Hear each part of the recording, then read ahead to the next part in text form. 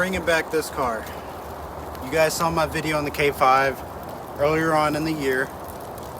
This one is my K5. Or not specifically my K5, me and my fiance's K5. We share the car. And I'm gonna tell you why I bought this car and why I bought the way that this one was spec'd out.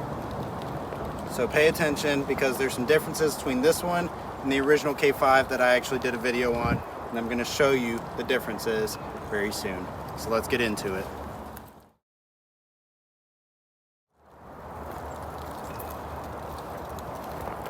So the K5 that I showed you guys was not this one, okay? It is the same exact color, so this is wolf gray, okay? But this one is actually a special edition model.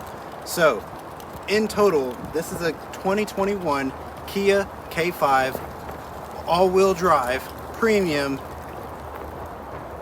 special edition model. What does that mean?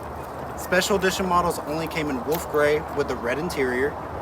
They only came on all-wheel drive models. And then on top of that, all-wheel drive models are only optioned on premium GT line K5s.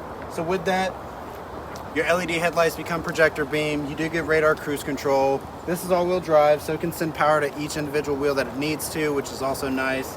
And then on top of that, you do get a panoramic sunroof. You do get other niceties on the all-wheel drive model, like heated seats, heated steering wheel. Premium models also get wireless phone charger, you know, things like that. Another thing that the all-wheel drive model, or the special edition model rather, gives you something like, I don't know, the really nice 10.25 inch touchscreen.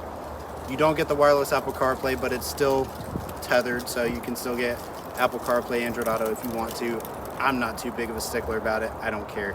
But it is a very nice navigation system, and I love it, okay? In addition, you still get the same 6-speaker audio system. You don't upgrade to the Bose, but I don't care. I'm not too much of a stickler about it. Powertrain wise, the engine stays the same. It's still that turbo 1.6 motor, so nothing changes there. Still an 8-speed auto transmission, so nothing new there. Still get the same 18-inch wheels as a non all-wheel drive model. Still wrapped in Pirelli P0 tires, so there's nothing crazy there. And then outside of that, aesthetically, there's nothing different between this and a normal GT line. So let's talk about ownership experience, okay? So stepping into this K5, I've already put quite a bit of mileage on it. So I've had it now for about a month and some change, and it's already got about 2,400 miles on it. But the thing that I personally love about this car the most is the driving experience. So this car, Kia wanted to make driving fun again, and I think they did exactly that. This car is so fun to drive. It's not fast at all. I'm not going to try to build it up to think it's some quick car. It's not, but it's so fast. It's so engaging. The steering feels very direct, especially in sport mode, which I love. The engine's very peppy. You have a lot of low-end torque, as you'd expect from a small turbo motor. It's just all around a very fun car to drive. The 8-speed transmission reacts and it drops a gear whenever you want it to. I mean, the car is just so fun to drive, and that is my favorite attribute of this car. Now, with the good, you get some of the bad. So, about two and a half weeks into owning the car, the remote start on the key fob was struggling to start the car, and the car was starting to struggle to start anyways. It did leave my fiance stranded one night, and so we got it jumped. The car drove fine after that. Then it was struggling to start a few days later in the morning time when I was trying to get ready to go to work here. So I brought it in to the dealership, since I worked there. Get off, bub. And they did actually let me know that it was a faulty battery from the factory. It happens. I'm not mad. It just happens. But it did come from the factory with a faulty battery. So that's probably one of the few things now. Other things that I've noticed, there was a creaking in the center console, and Kia did actually release a bulletin. It is with the climate control area. The fix for it was putting felt around the inside lining of it, so that way it doesn't creak. They fixed that. It doesn't creak anymore. I'm happy with it. Other things, depending on who you are, it could be a pro or a con, but people stop you and ask you what this car is everywhere. For one, everybody knows the looks are very polarizing, very different. Kia went balls to the wall crazy with this car, obviously.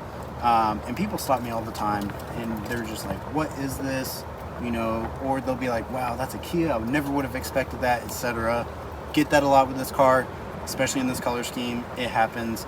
I'm starting to get used to it, but for some people, you might not like the attention.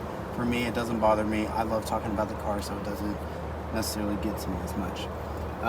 Other things that I've noted, the car gets pretty decent gas mileage. So me and my fiance, we just got back from a trip to Gatlinburg, Tennessee, and from here in Woodstock, it's about a 4-hour drive, but there's a lot of elevation changes all the way from about 2,000 feet all the way to about 6,000 feet in some places. So with spirited driving and averaging about 85 on the highway, the car with the all-wheel drive system returned about 31 miles a gallon.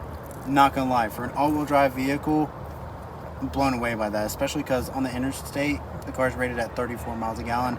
Very happy with that, okay? Probably could have squeezed out better gas mileage, but again, not mad at that. So that's about it. Other things to make note of about car ownership, the car is just very well built, okay? It's very well put together, whether it's on the mechanical side, on the electronic side, or just on the lifestyle side. This car's got a lot of space, it's got a lot of usability. The all-wheel drive system's great. I'm sure I'll use it a few times here in the winter coming up. No big deal there. But all in all, this car has been a fantastic car, and just as far as ownership experience so far in the first 2,400 miles, this car's never skipped a beat, drives amazing. I use regular gas in it because that's what it calls for, nothing crazy, and I love it. So if you're considering buying a K5, 1000% do it. I mean, here at the dealership, we get cars traded in all the time. I've been in so many different cars, and nothing compares to this. Whether it's driving experience, build quality is fantastic. Obviously, it's got the best warranty in the industry, and then just options that you get for the money are just impeccable. So definitely check out this car. Definitely consider it. This one's a special edition model, so you do get the 10.25 inch screen, highway driving assist, which is just an added safety feature. And then you do get UVO link on an all-wheel drive model as well, so you can remote start it from your phone. Just some side things. So, but fantastic car. I love it. I think everybody else will. It's been a huge hit. So that's my ownership take on a K5. If you're an owner of a K5, let me know in the comments. Tell me what you think of the K5, and then just in a generic sense, you know, let me know what you think of the K5. You know, tell me things that you like about it, what you don't like, and I'll be sure to respond.